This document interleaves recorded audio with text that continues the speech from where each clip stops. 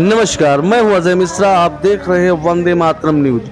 आज मां आदिशक्ति ज्वाला देवी जी का दर्शन करने पहुंचे मानिकपुर विहिप नेता डॉक्टर शिवेशानंद महाराज जी। ऐतिहासिक महत्व वाले पौराणिक देवी धाम मां ज्वाला देवी जी का दर्शन कर आशीर्वाद प्राप्त करने के लिए विश्व हिंदू परिषद के अंतर्गत गौ रक्षा, धर्मांतरण, लब्ध देहात तथा धर्म जागरण के क्षेत्र में सेवा कार्य करने वाले विहिप नेता डॉक्टर शिवेशानंद महाराज जी एवं जिला सत्संग प्रमुख श्री नारायण शुक्ल जी आज नगर पंचायत मानिकपुर पहुंचे। डॉक्टर शिवेशानंद महाराज के मानिकपुर नगर पंचायत में प्रथम आगमन पर विश्व हिंदू परिषद के स्थानीय पदाधिकारी अजय मिश्रा, संतोष मिश्रा, डॉक्टर राजेश मौर्य, समाज सेवी शैलेश शर्मा, डॉक्टर सुरेंद्र प्रताप मौर्य, सूरज मिश्रा, सरदार मनमोहन सिंह, ऋषभ मिश्रा एवं शिवलाल विश्वकर्मा आदि ने जोरदार स्वागत एवं अभिनंदन किया। पत्रकारों से वार्ता के दौरान डॉक्टर शिवेशानंद महाराज एवं श्री नारायण शुक्ल जी द्वारा गौ रक्षा तथा धर्मांतरण जैसे प्रमुख मुद्दों पर विस्तार से चर्चा करते हुए विश्व हिंदू परिषद के उद्देश्य एवं सनातन संस्कृति के उत्थान हेतु किए जा रहे कार्यों पर भी प्रकाश डाला।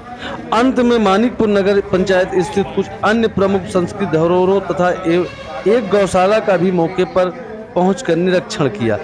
आइए देखते हैं ये खास ब्यूरो रिपोर्ट।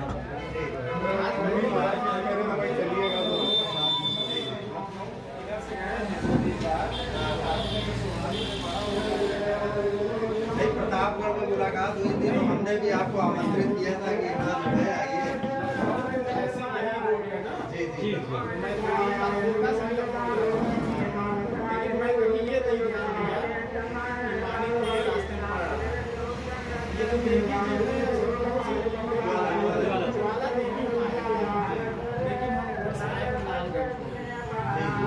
मानिकपुर में ही तो है, पास में यहाँ से 500 मीटर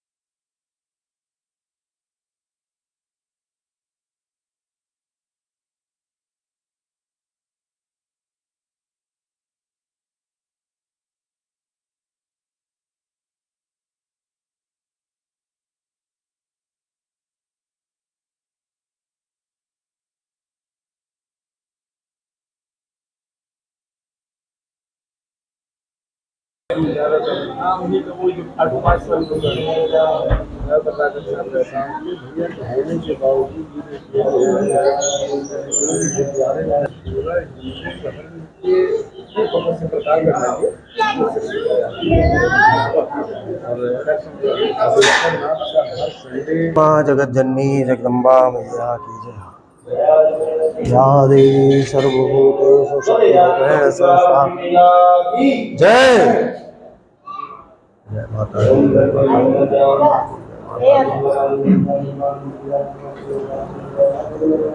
जय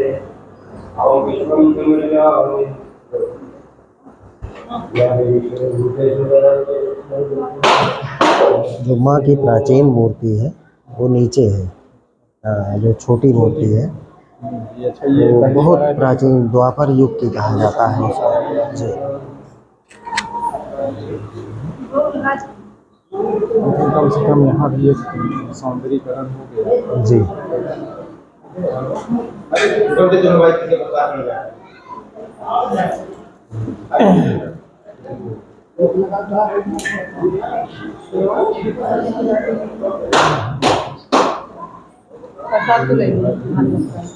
हाथ में दे जाइए आप अंदर चले जाइए।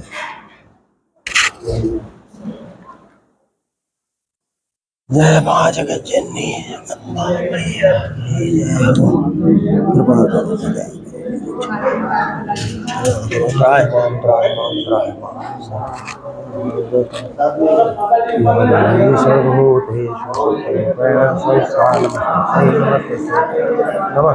नमो नमः या देवी सर्वभूतेषु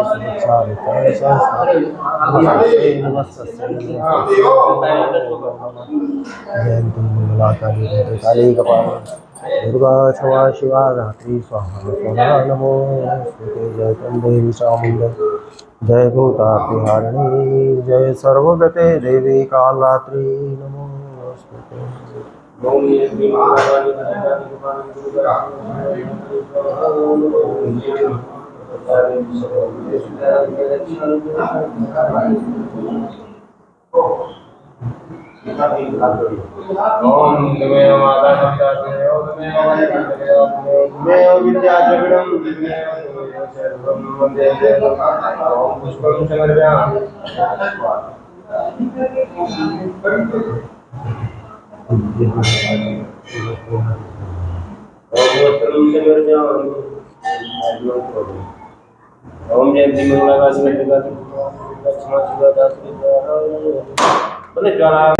लेकिन वो आध्यात्मिक सुख वो नहीं महसूस हो, अनुभव ही नहीं। अच्छा, ईश्वर कुछ स्थान स्वयं से ही चुनता है।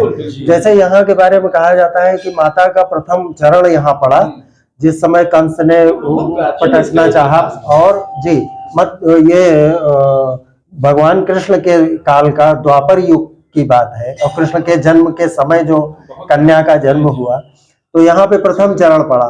तो यहीं पर क्यों पड़ा, तो उसके पीछे भी ईश्वर की इच्छा कुछ कि इसी जगह को चुना। यहाँ से हम लोग शीतलन देवी गए समझदारी में, तब 19 में ही गए थे, उसके पहले छोटे पे गए थे। शीतलन देवी में हमने देखा बाहर इतना कंजस्टेड, इतना ज्यादा कि गाड़ी जो है सब बाहर खड़ी हो गई, और लेकिन मंदिर के अंदर ही जाते ही लगा कि बहुत विशाल है। जो उसकी बाजार गलियां छोटी दिख रही थी, जैसे वहां पहुंचे अंदर जो हमें लगा कि ये तो बहुत विशाल स्थान है। तो बाहर फिर निकले तो फिर वही गलियां, अब तो शायद वहां भी सब तोड़ा जाएगा, अलग से बनाया जाएगा, कुछ ऐसा प्रपोजल है, सुनने में आया है जी। आप वहाँ स्कूटर बड़ी मुश्किल से लेके मोटरसाइकिल जा सकते हैं। जी बिल्कुल बिल्कुल, बहुत जब भीड़ भाड़ होती है तो एकदम पैदल चलना मुश्किल।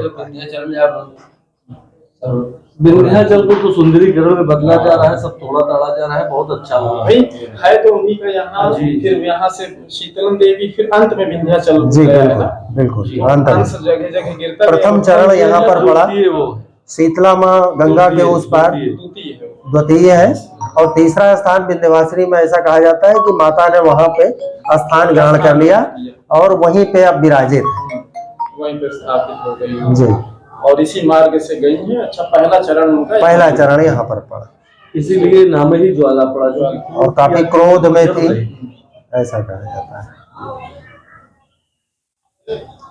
वो चीज। चलिए हम लोग कभी पंडित जी भी हैं, बीच बीच में सौभाग्य जी। अच्छा इधर तो नमस्कार, मैं हूं संतोष मिश्रा, आप देख रहे हैं वंदे मातरम। आज अभी हम लोग यहाँ मानिकपुर नगर स्थित माँ ज्वाला देवी मंदिर परिसर में हैं, और यहाँ पे एक वरिष्ठ कार्यकर्ता जो विश्व हिंदू परिषद के हैं, काशी प्रांत स्तर के हैं, वो हमारे बीच मौजूद हैं, श्री डॉक्टर शिवेशानंद जी महाराज। तो यहाँ दर्शन करने के उद्देश्य से आए हैं वो, और माता रानी का दर्शन पूजन कर चुके हैं वो, और साथ में मैं भी रहा उनके, और अभी कुछ उनसे सनातन धर्म के बारे में, विश्व हिंदू परिषद के कार्यों के बारे में जानने की कोशिश करते हैं।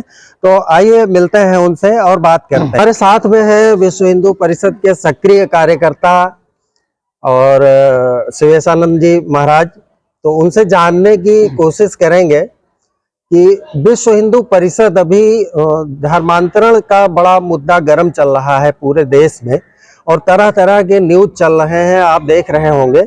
तो उस मुद्दे पर बात करने की कोशिश करें। सबसे ज्यादा धर्म परिवर्तन भी हिंदू का ही हो रहा है, अन्य धर्मों में कोई बौद्ध धर्म अपना रहा है, कहीं ईसाई मिशनरियां काफी बड़े स्तर पे काम कर रही हैं। तो संगठन इसमें क्या कर रहा है अभी, और कितना जागरूक कर पा रहा है अपने सनातन धर्म के मानने वालों को, वो जानने की कोशिश करें। महाराज जी थोड़ा इस पर प्रकाश डालिए।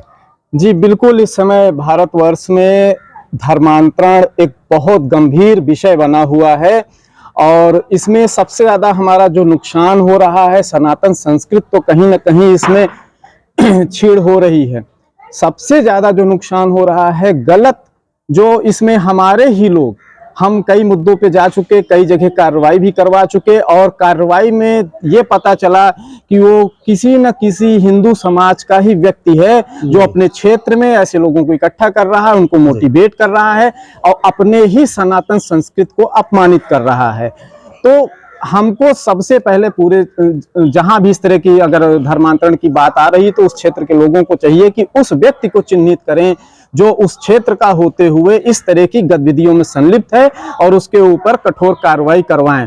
दूसरी चीज, हम स्वतः जब तक इस चीज को, अपने सनातन संस्कृति को, अपने धर्म को गंभीरता से नहीं लेंगे तो इस तरह के जो घृणित कृत्य करने वाले लोग हैं, अपमान करने वाले अपने धर्म के लोग हैं, अपने धर्म के ही लोग जो आगे आके इस तरह के चंद पैसों के लिए कर रहे हैं, जी जी, यदि हम उनको चिन्हित करके उनको सजा नहीं दिला पाएंगे तो कहीं ना कहीं बिल्कुल सनातन संस्कृति के गौरव को खतरा बना रहेगा। महाराज जी, यहाँ पे ये हम जानने की कोशिश करेंगे कि अपने ही लोग, जैसा कि आपने बताया कि इस तरह के कार्यों में संलिप्त है, तो ऐसा क्यों हो रहा है? मतलब उनको क्या किसी लालच में वो कर रहे हैं या उनको धर्म की अनभिज्ञता है, ऐसा है? क्या कारण हो सकता है इसके? जो कार्रवाई के दौरान हम लोगों को प्रथम दृष्टया कारण दिखता है उसमें सिर्फ उनका सीधे सीधे लालच है।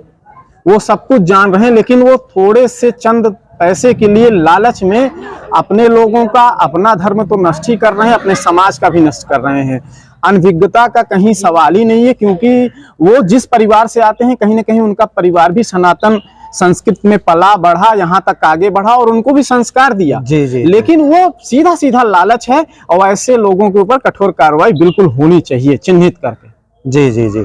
नहीं, एक चीज और भी है कि काफी लोग जो है कुछ दिग्भ्रमित हो जाते हैं, कुछ जैसे रोगों का इलाज करने का किसी ने दावा किया, कोई किसी चीज से पीड़ित है तो वो एक आशा की नजर से कहीं उनकी मजबूरी भी बन जाती है, क्या ऐसा भी है? नहीं, ये इसमें जो ये कार्य करवा रहा है वो तो उसका प्लान है, लेकिन जिन लोगों को दिग्भ्रमित किया जा रहा है, जो क्षेत्र के भोले भाले लोग हैं, जिनको बताया जा रहा है कि आपके ऊपर साया किसी आत्मा का है या आप इन बीमारियों से ठीक नहीं हो रहे हैं, तो उनको दिग्भ्रमित ये कर रहे हैं और उनको पानी के नाम पे जो जल दिया जाता है उसके नाम पे उसमें तरह तरह की केमिकल वाली दवाइयां पड़ी होती हैं और जिससे उनको तुरंत रिलीफ हो जाता है, तो उनको लगता है कि ये इस काम कर रहा है। हाँ, ये काम कर रहा है, ये इनकी शक्तियां काम कर रही हैं। उनको ये नहीं पता है कि ये जो जल हमको यहाँ दे रहे हैं बंद कमरे में, हाँ, ये जो है इसमें दवाइयां पड़ी हुई हैं और वो कुछ क्षण के लिए काम कर रही हैं। तो उनको पूरी तरह से दिग्भ्रमित किया जा रहा है और इसमें एक कानून सरकार से हम लोग मांग किए हुए हैं कि एक नया कानून लाएं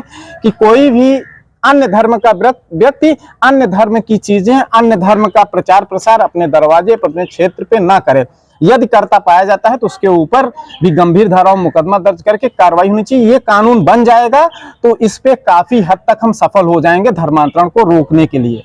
क्या हिंदू जनसंख्या या सनातन धर्म मानने वालों की जो जनसंख्या है जगह जगह है, क्या हिंदू सनातन धर्म उन लोगों तक पहुंचा? क्योंकि मैं ये प्रश्न इसलिए कर रहा हूं क्योंकि 15,000 लोगों की छत्तीसगढ़ में घर वापसी हुई थी। ऐसा जो है वहां के कार्यकर्ताओं ने किया जो विश्व हिंदू परिषद के ही थे और उनका कहना ये था कि उनको हिंदू धर्म के बारे में जानकारी ही नहीं थी, आदिवासी थे वो। तो क्या ऐसा भी है कि हिंदू धर्म कहीं छूट गए हो लोग और वहां तक पहुंचा ही ना हो, सनातन धर्म के बारे में वो लोग जानते ही ना हो, ऐसा भी है क्या? अगर ऐसा है तो पहुंचा क्यों नहीं रहा है संगठन? यह बात बिल्कुल सही है। झारखंड, छत्तीसगढ़, मध्य प्रदेश के कुछ इलाके ऐसे हैं, गुजरात के भी हैं, जो जनजाति बाहुल्य हैं और जो जनजातियों का कल्चर होता है, उनकी संस्कृति होती है, वो बहुत सीमित होती है जी। वो 2 किलोमीटर 2.5 किलोमीटर से ऊपर की संस्कृति होती ही नहीं है। तो बिल्कुल सही है कि उनको अपने सनातन संस्कृति के विषय में, अपने धर्म के विषय में जानकारी देने की आवश्यकता है और उन्हें प्रेरित करने की आवश्यकता है कि हम किस गौरवशाली परंपरा और धर्म से जुड़े हैं। ये विश्व हिंदू परिषद कार्य कर रहा है, लेकिन अन्य लोगों को भी, अन्य जो भारतवर्ष में 100 करोड़ से अधिक हिंदू भाई बहन हैं, उनको भी अपने आसपास के ऐसे लोगों को प्रेरित करना चाहिए। उनका कल्चर छोटा होता है, वो अपने कल्चर, एक जनजातीय कल्चर होता है और वो अपने देवी देवता को ही लेके चलते हैं। बाहरी लोग आके उनको दिग्भ्रमित करके उनको लालच दे के कि मैं तुम्हें नौकरी दिला दूंगा, तुम्हें कुछ चावल दे दूंगा, मैं तुम्हें कुछ पैसे दे दूंगा, जी, और लालच में उनको भी वो कन्वर्जन करते हैं। ये सत्य है। जी जी। हाँ। दूसरी चीज ये है कि आज विश्व हिंदू परिषद संगठन का एक प्रमुख कार्य गोरक्षा का है, और जगह जगह सरकार द्वारा इस समय गौशाला भी खुलवाया गया है। लेकिन आपने देखा होगा, 2-4 जगह मैंने भी देखा कि आपने भ्रमण किया, और भ्रमण करने के बाद गायों की स्थिति बहुत खराब है। कहीं चारा नहीं है, कहीं दवा के अभाव में गायें मर रही हैं, कहीं बहुत सारी समस्याएं हैं, और उनका रखरखाव ठीक से नहीं हो पा रहा है। तो इस पर संगठन क्या एक्शन ले रहा है, क्या कर रहा है इस समय? जी बिल्कुल, गौरक्षा के लिए ना सिर्फ विश्व हिंदू परिषद, उसके साथ साथ वर्तमान सरकार भी, केंद्र और राज्य दोनों सरकारें भी बहुत कार्य कर रही हैं। और जो उनका फंड आ रहा है, क्योंकि मैं गौरक्षा के लिए बहुत काम कर रहा हूं, गौशालाओं में भी जाता हूं, कार्रवाई भी करवाता हूं, मैंने देखा कि 900 रुपए एक गोवंश के पीछे फंड आ रहा है, और 900 रुपए कम नहीं होता है। उसके साथ साथ आसपास की जमीनों पे घास चरी लगाने के लिए भी ग्राम सभा की जमीनों पे छूट है।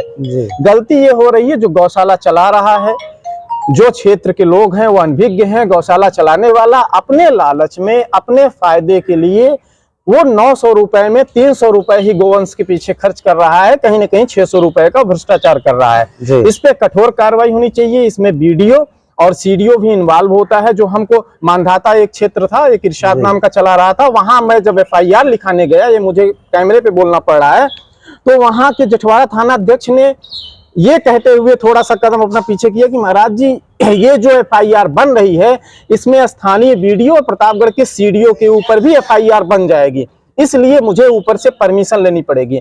तो शासन से मांग मैं करता हूं, और आदरणीय मोदी जी जो कि गौओं का ही चरण छू के आज मुख्यमंत्री बने हैं, उन्हीं की सेवा करके, योगी जी आज जो है गौओं का ही चरण छू के मुख्यमंत्री बने, उन्हीं की सेवा से यहाँ तक पहुंचे हैं, और वो अपने अधिकारियों कर्मचारियों के ऊपर भी कठोर कार्रवाई करें यदि वो भ्रष्टाचार में पाए जा रहे हैं। दूसरी, इसका एक पूरा जो पशुपालन से जुड़ा हुआ ये विभाग है, इस विभाग को एक स्वतंत्र प्रभार बनाना चाहिए, जो सिर्फ गौ रक्षा और ये जो हमारी गायें इस तरह लोग छोड़ दे रहे हैं। सनातन धर्म में भी मैं एक कहना चाहूंगा, जो हमारे हिंदू भाई बहन हैं वो भी कहीं ना कहीं बहुत बड़ा पाप कर रहे हैं। जब तक तो वो गौ माता उन्हें दूध दे रही है, तब तक तो अपने पास रख रहे हैं, उसके बाद उनको बाहर छोड़ दे रहे हैं। तो ये सब चीजें हमें अपने सनातन संस्कृति को पुनः वापस लाने के लिए लोगों में प्रचार प्रसार करना पड़ेगा, और सरकार को सख्त कार्रवाई करनी पड़ेगी, तभी हम गौ रक्षा के उद्देश्य को प्राप्त कर पाएंगे। जी जी जी जी, बहुत बहुत धन्यवाद आपका। अब मैं आखिरी में एक चीज कहना चाहूंगा कि आप क्या संदेश देना चाहेंगे समाज को, हिंदू सनातन धर्म के मानने वालों को? जैसे कई कुरीतियां भी धीरे धीरे करके सनातन धर्म के अंदर घुस रही है। जैसे आज लोग जन्मदिन मनाते हैं तो अंग्रेजी पद्धति से ज्यादातर लोग मनाते हैं, दुकान का उद्घाटन करेंगे तो अंग्रेजी पद्धति से करेंगे। तो ऐसे लोगों को जो धीरे धीरे कल्चर प्रवेश कर रहा है, तो कहीं ना कहीं कुछ चीजें हमारी शायद लोगों को कम पसंद आ रही हैं, और विदेशी लोगों की संस्कृति शायद यहाँ के लोगों को ज्यादा पसंद आ रही है, इसलिए अपना रहे हैं। तो ऐसे लोगों को क्या संदेश देंगे आप? जी बिल्कुल, मैं आपकी बातों से सहमत हूँ।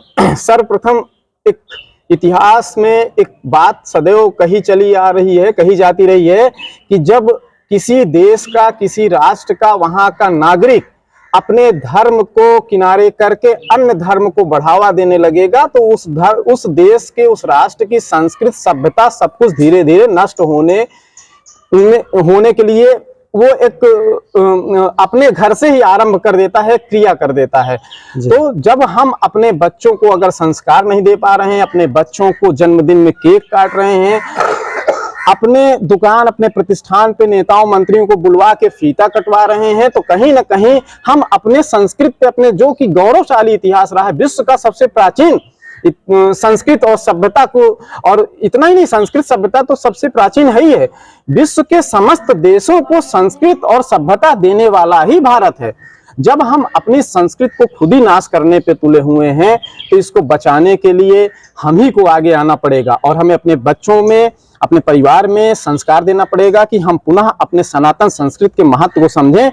और जो हमारे प्रतिष्ठान को लोग आके नेता मंत्री वो करते हैं, फीता काटते हैं, वो भी पाश्चात्य संस्कृत है। उनको चाहिए कि वो उस दरवाजे पे, उस प्रतिष्ठान पे स्वस्तिक बनाए, ओम बनाए और मंत्रों के साथ, कलश के साथ उसका उद्घाटन करें। इसी तरह पूरी तरह से हमको केक काटने और ऐसी परंपराओं से बचना चाहिए। और यदि हम अभी भी अपने संस्कृति और सभ्यता के लिए इस तरह के कार्य करने लगेंगे तो पुनः भारत विश्व गुरु बन जाएगा। जी, बच्चों को क्या संदेश देना चाहेंगे आपकी? बच्चे कैसा ये सब्स्टिट्यूट के तौर, विकल्प के तौर पे कि अगर वो केक नहीं काटते हैं तो हिंदू संस्कृति के हिसाब से कैसे अपना बर्थडे मनाए, कैसे जन्मदिन मनाए? बच्चों को, उनके माता पिता को, उनके गुरुओं को बताना चाहिए कि उस केक से बहुत कई गुना, जिसको कहते हैं अच्छी व्यवस्था सनातन संस्कृति में रही है जन्मदिन मनाने की। सर्वप्रथम अपने यहाँ जो होता है, अपने यहाँ सर्वप्रथम उठते ही माता पिता के चरण स्पर्श के साथ आशीर्वाद लीजिए, पूजन पाठ करवाइए। जितने वर्ष के आप हो गए हैं, आप ध्यान दीजिए, केक काटने में कैंडल बुझाई जाती है, लेकिन सनातन संस्कृति में दीप प्रज्वलित किया जाता है। यदि आपका बच्चा 10 वर्ष का हो गया है तो आप 10 घी के दीपक जलाइए। और साथ साथ अपने बच्चों को, अपने क्षेत्र के जो गरीब लोग हैं, जो आसपास गौवंश हैं, जो इस तरह के पीड़ित लोग घूम रहे हैं, उन अपने बच्चे के हाथ से दान करवाइए। अपने बच्चों के हाथ से उनको कुछ खाने के लिए कुछ उनको धन दिलाइए। इस तरह करते करते पूरा दिन आपको बीत जाएगा और आपका बच्चा ना जाने उस एक दिन में कितने अच्छे कर्म कर ले जाएगा। इसलिए सनातन संस्कृति को, माता पिता को, अपने बच्चों में प्रथम परिवार ही होता है संस्कार देने वाला, और माँ और पिता दोनों का बराबर का योगदान है। इसलिए यदि वह अपने बच्चों में इस तरह की संस्कृति का प्रवेश करेंगे तो आने वाला समय मानना पड़ेगा कि विश्व में भारत फिर से, जब सोने की चिड़िया बोला जाता था, तो फिर से वो गौरव पाएगा। और उसके लिए माता पिता और अभिभावकों को अपने बच्चों को जो सनातन संस्कृति है उस पद्धति में संस्कार देना पड़ेगा। जी, धन्यवाद आपका। आपने इतना स्वामी जी के साथ में एक और महोदय हैं और वो भी प्रतापगढ़ सत्संग प्रमुख हैं विश्व हिंदू परिषद के, और उनसे और बहुत सारा परिचय उनके बारे में, उनके जीवन के बारे में थोड़ा जानना है और विश्व हिंदू परिषद में कैसे प्रेरणा मिली उनको कार्य करने की। तो सबसे पहले परिचय से शुरुआत करते हैं। एक छोटा सा परिचय आप हमें दे दीजिए हमारे चैनल पर। जी, मेरा नाम श्री नारायण शुक्ला है जी। मैं सेंट्रल पीडब्ल्यूडी में 2018 तक कार्यरत रहा और वहां से रिटायर हुआ। रिटायर होने तक धीरे धीरे, क्योंकि पीडब्ल्यूडी, सीपीडब्ल्यूडी वगैरह की कार्य पद्धति के बारे में जैसा आप लोग जानते हैं, लेन देन की कल्चर वाली जगह है जी जी, उन सब चीजों के नुकसान किनारे से खड़े होकर देखता तो रहा, मैं बहुत ज्यादा इन्वॉल्व नहीं हुआ। जी जी जी। उसके बाद धीरे धीरे मेरे मन में कुछ बातें आई कि जीवन में सिर्फ कमाना और कहाँ रुकना, ये दो चीज अगर आप ध्यान में रख के चलें तो आपका जीवन इसी जन्म में सुखद हो सकता है। स्वर्ग में अलग से जाने की जरूरत नहीं, स्वर्ग यही हो जाएगा। और एक हमको बहुत बड़ी टैगलाइन मिली थी, मैं बसाना चाहता हूँ स्वर्ग धरती पर, आदमी जिसमें रहे बस आदमी बनकर, उस नगर की हर गली तैयार करता हूँ, आदमी हूँ, आदमी से प्यार करता हूँ। वाह भाई वाह वाह, बहुत बढ़िया। अब ये बात मैंने देखा, सुना, लेकिन जब हम निवृत्त हुए, अपनी दैनिक आवश्यकताओं घर की व्यवस्था हो गई जी, उसके बाद मेरा मन धीरे धीरे उधर से उपरत हुआ और अपने आप सेवा की तरफ जाने लगा। जी जी। तो मैं 1975 से लेके और आज तक हर माघ मेले में प्रयागराज में आता रहा, और जो भी महात्मा आते रहे, करपात्री जी के दौर से लेके अब तक के, सबका सत्संग सुनना और उनके ऑडियो वीडियो जो सत्संग है उसका कलेक्शन करना, और उसको प्रतिदिन घर में सुबह 3 बजे से 5 बजे के बीच में पढ़ना या सुनना। ये 40 वर्षों से मेरी चूंकि दिनचर्या थी, वो धीरे धीरे अपना रंग लाई और हमारे अंदर धीरे धीरे सेवा का भाव अंदर से आने लगा। अपना खर्चा कम करके, अपनी आमदनी को 5 हिस्सों में बांट करके 1/5 हिस्सा सिर्फ सेवा में लगाना। ये चीज लोग सिर्फ सुनते हैं। भागवत में शुक्राचार्य ने राजा बलि से बात कही थी, हम पता नहीं कैसे अंदर से ऐसा हुआ कि हम ऐसा करेंगे, ऐसा जीने की कोशिश करते हैं। और उसको हमने जीना शुरू किया। जी जी। और उसको फिर एक और लाइन ने सपोर्ट किया, मुंबई में ही वो प्रचलित थी, जीना तो है उसी का जिसने ये राग जाना, है काम आदमी का औरों के काम आना। वाह वाह वाह, क्या तो बात है, क्या बात। जीवन का दर्शन ये हमने वहां से लिया, परोपकार, परोपकार। और यही चीज रामायण में जस की तस है। जी। पहले फिल्मों में भी क्या होता था कि जो हमारा सनातन संस्कृति है उससे संबंधित साहित्यों की लाइनों को जस का तस ट्रांसलेट किया जाता था। जी बिल्कुल। यहाँ क्या है, रामायण में इसी चीज को, परहित बस जिनके मन माही, तिनका जग दुर्लभ कछु नाही। जी। अब ये लाइन सुनते सुनते सत्संग में धीरे धीरे अंदर बैठने लगी। जैसे आप तंबाकू खाने वाले के साथ बैठिए, धीरे बाद में तंबाकू आपको आदत पड़ जाएगी। ऐसे अगर आप अच्छी बातें सुनिए, सत्संग करिए, तो उसकी बातें अंदर चली जाती हैं, उसका रंग लग जाता है। अब वो रंग हमको अंदर से पहले से था, 40-45 वर्षों में वैसे भी आदमी पक जाता है, तो वो रंग मेरा पक्का हो गया। जी जी जी। इसके बाद हम जो शौक है, खर्चे हैं, या घर का सजाना है, अच्छा घर बनाना है, अच्छी कार लेना है, रिटायरमेंट के बाद बजाय उसमें अपने फंड्स को डालने के, हमने लोगों की सेवा ढूंढनी शुरू की। वाह, तो सबसे पहले जितने मंदिर आसपास के थे, जहां पे पुताई नहीं हुई थी उसके पुताई, जहां कोई शेड की जरूरत थी वहां शेड, कहीं पुजारी नहीं है तो पुजारी, और कुछ नहीं तो उस मंदिर में एक कंटेनर रख के कपड़े लत्ते, किताबें, कंबल, इन सब चीजों में हम अपने फंड्स डालने शुरू किए। जी जी। जब इसको हमने करना शुरू किया तो जो आनंद हमको इसमें आने लगा, वो आनंद पीछे की तमाम विलासिताओं में और भोगों में नहीं था। ये जब अंतर हमने महसूस किया तो हमने अपने जीवन का लक्ष्य बना लिया सेवा। जी। अब मैं सुबह 3 घंटे अपना पारिवारिक कार्य में देखता हूं और शाम को 4 घंटे, 4 से 7 तक सेवा के लिए पहले व्यक्ति ढूंढता हूँ, स्थान ढूंढता हूँ और फिर उसकी सेवा करता हूँ। जी जी। और उसमें हमारा कोशिश तो रहती है कि 1/5 जैसा शुक्राचार्य ने बलि से कहा था, लेकिन उसमें 19-20 भी हो गया तो मन में दरेग नहीं रहता, जो गया सो गया।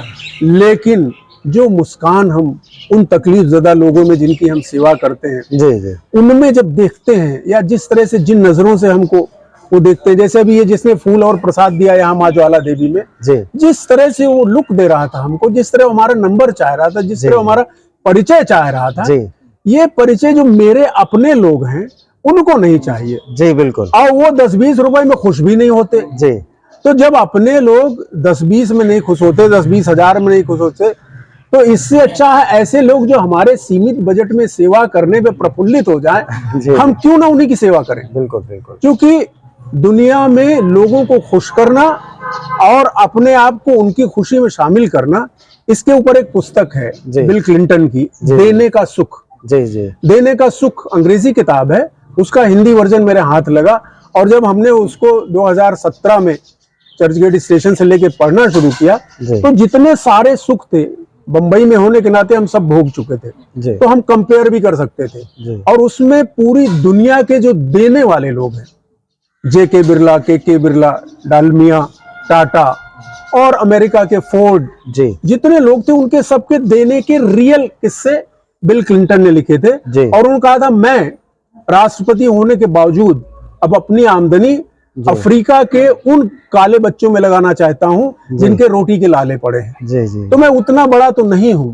लेकिन मैं भी अब लोगों के आंसू पोंछने का काम करता हूं, और ये हमें रंग अंदर से लग गया है। इससे बहुत सारे लोग नाखुश रहते हैं, कोई खुश रहते हैं, लेकिन अब मैं धीरे धीरे उपराम हो गया लोगों की खुशी नाखुशी से। इसीलिए सेवा करना मेरे जीवन का उद्देश्य बन गया। संगठन से कब आप जुड़े? संगठन से मैं जब यहाँ आया शुरू में, तो 1-2 संगठन वाले जो प्रोफेशनल होते हैं उन्होंने हमको धर से पकड़ लिया, क्योंकि संगठन वालों को ऐसा आदमी चाहिए जो सेवा भाव खर्चा करे, अपनी सुविधा हो, गाड़ी हो, ड्राइवर हो, और उसका ये लोग उपयोग कर सके। तो शुरुआती 2-3 संगठनों में तो मैं ऐसे भटकता रहा। अंग्रेजी की कहावत है, before you reach a charming prince you have to kiss lot of toads. Toads कहते छोटे छोटे मेढक। जी जी। मतलब आपको बहुत ऐसे ऐसे लोग मिलेंगे, लेकिन अंत में आप चार्मिंग प्रिंस तक पहुंचेंगे। और ये विश्व हिंदी परिषद एक चार्मिंग प्रिंस था, जिसने हमको एक कार्यक्रम में मैं स्पीच दे रहा था, उसमें आइडेंटिफाई किया और इन्होंने अगले संडे को अपने प्रोग्राम में हमको सियाराम धाम प्रतापगढ़ में बुलाया। वहां फिर हमको मौका दिया बोलने का, जिससे उनको हमारे अंदर कोई ऐसी रोशनी लगी और फिर उन्होंने हमको पहले लिया, जांचा, परखा और बाद में हमको सोच के उन्होंने कि ये क्या कर सकते हैं जी। तो उन्होंने हमको जिला सत्संग प्रमुख बनाया। अच्छा, तो अभी आप धर्म का प्रचार कुछ जिले में इस तरह के कार्यक्रम लगभग कितना वर्ष हो गया आपको करते हुए अभी प्रतापगढ़ जिले में? 2018 से लेके अभी ये 2022 का महीना जो चल रहा है, इसको सब मिलाएं तो हमको लगता है 3-3.5 वर्ष हुए होंगे। वर्ष बहुत मायने नहीं रखते, सच में तो मायने रखता है हमारे अंदर जो क्वालिटेटिव इंप्रूवमेंट हुआ इस कार्य करके जी। और मैं शुरू से आपको कह रहा था कि मैं बसाना चाहता हूं स्वर्ग धरती पर। जी बिल्कुल। वो स्वर्ग किसके लिए? उस स्वर्ग में मैं भी रहना चाहता हूं, लोगों के लेकिन साथ। अकेले स्वर्ग में आप नहीं रह सकते। जी बिल्कुल, अकेले मजा नहीं तो आएगा। आपको बहुत सारे लोगों को स्वर्ग में रखना पड़ेगा। जी बिल्कुल। तो स्वर्ग में कैसे रखेंगे? जब उनकी बेसिक नीड्स पूरी हो जाएंगी तभी आदमी आध्यात्मिक हो सकता है। आध्यात्म उनके लिए नहीं जिनका रोटी का बड़ा मकान अभी व्यवस्था होना बाकी है। जी। इस चीज को हमने रजनीश के जरिए जाना था, उनसे व्यक्तिगत 10 वर्ष हमारा उनसे संपर्क रहा। वो कहते थे भाई आध्यात्म और धर्म उनके लिए है जिनका पेट भर गया हो। जी बिल्कुल, बिल्कुल। जिसका पेट खाली है उससे इस तरह की बातें करोगे तो आपका समय व्यर्थ जाएगा। पहले उसके पेट भरने का इंतजाम करो। पहले तो मैं क्या करता हूँ कि हमको जो भी मिलता है, जी, मेरी सेवा का यही स्वरूप है जी। क्या मिनिमम करके उसकी गाड़ी चल पड़े उस तरह की कुछ व्यवस्था करके मैं फिर किनारे हो जाता हूँ और उसको अपने आप चलने देता हूँ। और उसमें आर्थिक थोड़ा बहुत सहयोग, थोड़ा शारीरिक सहयोग और सब ज्यादा बौद्धिक सहयोग में करता हूँ। क्योंकि ज्यादातर लोगों के पास साधन तो हैं लेकिन साधनों का सदुपयोग उन्हें नहीं, सही उपयोग नहीं मालूम है। और मैं एक कार्यक्रम करता हूँ जीने की राह। जी जी। वो हमारी संस्था भी है और हम यही करते हैं। तो हाउ टू लिव, मैं लोगों को यही सिखाता हूँ जीवन कैसे जिया जाए। जैसे किसी ने कहा हमारे पास करोड़ रुपए हैं लेकिन हमारे घर में बड़ी समस्या चल रही है। ज्यादातर समस्या करोड़ वालों के पास ही है, 1000 वालों को उतनी समस्याएं नहीं होती। तो पहला शहर मैंने प्रतापगढ़ चुना। जितने रिटायर्ड लोग हैं जिनकी पेंशन 80,000 के ऊपर है, जिनको 1 करोड़ के आसपास विद्यालय से या जहां से रिटायर हुए मिला हुआ है, उनकी जिंदगी नर्क बनी हुई है। जी जी जी। क्योंकि ध्यान नहीं दे रहे। जब तक आप मांस का टुकड़ा चील अपने मुंह से छोड़ेगी नहीं, कौवे उसको चोंच मारना नहीं छोड़ेंगे। जी जी। और सबको चोंच मारी जा रही, वो लोग रो रहे हैं, परेशान है। और घूम घाम के मेरा नाम किसी के जरिए उनको जो विश्व हिंदू परिषद या ब्रह्मदेव समाज या संस्कार भारती, इनके जरिए हमारा नाम जब उनको मिलता है तो वो हमारे पास आते हैं और मेरे कंधे पे रख के अपना सिर अपने सारी परेशानी बताते हैं। और मैं उनको उनकी परेशानी का हल बिना 1 पैसा खर्ची, जो माल उनके पास आई है जी जी, लेकिन कहाँ रुकना है माल कमाने से ये वो नहीं जानते। बिल्कुल बिल्कुल। भाई अगर आप 60 के बाद भी आप दुकान सरिया रेत की डाल लोगे तो आपसे रेत सरिया का धंधा नहीं होगा। लड़के जो लड़ोगे, गरियाओगे, झगड़ा होगे, सोचोगे आगे बैठे, उसको बैठने नहीं, चूंकि उसका पैसा ही नहीं लगा उस दुकान में। जी। इन सारी चीजों का जब हम उनको अर्थ समझा देते हैं, जब वो मान जाते हैं तो वो भी मेरे स्वर्ग में आकर के एक देव बन जाते हैं। और नहीं मानते हैं तो कभी कभी हमको, कभी सरकार को, कभी मोदी जी को गरियाते हैं, उससे हमारा कोई मतलब। अच्छा, पिछले जीवन में आपने कुछ फिल्मों में भी काम किया ऐसा मैंने सुना है, तो थोड़ी सी चर्चा, थोड़े जानना चाहता हूँ, लोग भी जानेंगे इसी बहाने, थोड़ा बताएं। मैं 1978 में यूपीएससी का इम्तिहान देके जूनियर इंजीनियर होकर सेंट्रल पीडब्ल्यूडी में गया। संयोग से जो मुझे कार्य मिला जी, वो था एक कॉलोनी जो बनी हुई थी, इसको मेंटेन करना। सीजीएस कॉलोनी एंड टॉप हिल कहते हैं उसको। 10,000 फ्लैट्स थे उसमें, और उसमें ज्यादातर फिल्मों के सेकंड लाइन के स्ट्रगलर रहा करते थे। जी जी जी। जो कोई असिस्टेंट डायरेक्टर है, कहीं कोई कुछ छोटा मोटा जो काम करते हैं, वो किराए पर रहते थे। जी जी। उनके क्वार्टर चेक करने की, उनको उससे निकालने की जिम्मेदारी हमारी थी, क्योंकि मैं इंजीनियर इंचार्ज था वहां का। जी जी। तो जो भी पहले वाला भी होगा या उसके बाद वालों को भी वो लोग अप्रोच करते हैं कि please don't check my flat, let me continue. उस हिसाब से वो लोग हमसे धीरे धीरे 1-1, 2-2 मिलते रहे। मिलने के बाद कुछ दक्षिणा देने के चक्कर में थे। अब चूंकि दक्षिणा हम लेते नहीं थे, तो उनका जो प्रभाव था सिनेमा में, उसका उन्होंने हमको लाभ देने के हिसाब से कहीं कहीं सेट पे, कहीं शूटिंग पे, किसी के बंगले पे ऐसे ले जाने लगे। वहां जाने के बाद लोगों की नजर पड़ी, तो किसी ने कहा आपके लुक्स अच्छे हैं, किसी ने आपकी वॉइस अच्छी है, और इस तरह से सिनेमा में और सीरियलों में कुछ काम मिला। बहुत ज्यादा नहीं है, उसका वर्णन हम किसी और दिन करेंगे। अच्छा, चलिए भाई, बहुत अच्छा लगा। और आज आप मानिकपुर की धरती पर दोनों महानुभाव आए, उसके लिए बहुत बहुत धन्यवाद। और माता रानी के दरबार में हम लोग बैठे हैं। माता रानी सब पर और सभी देखने वालों पर भी अपनी कृपा हमेशा बनाए रखें। और आज हमने दो महान हस्तियों से आपको मिलाने का काम किया है। और महाराज जी ने जैसा कि बताया, तो सनातन धर्म वालों के लिए यह है कि कम से कम अपने धर्म से प्रेम करें और उसके मर्म को समझने की कोशिश करें, तभी ये वीडियो बनाना हमारा जो है सफल होगा। और इसी के साथ मैं संतोष मिश्रा और मैं यहीं पर अपनी बातों को विराम देते हुए वीडियो को समाप्त करता हूँ। जय हिंद, जय भारत। लो भैया।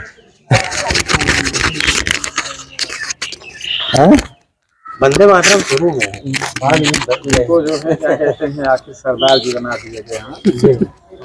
ये हमारी टीम के बहुत एक्टिव प्लेयर हैं। हमको जानकारी होगी, हम पूछे भाई यहाँ कितने सिख हैं। बनाया गया है।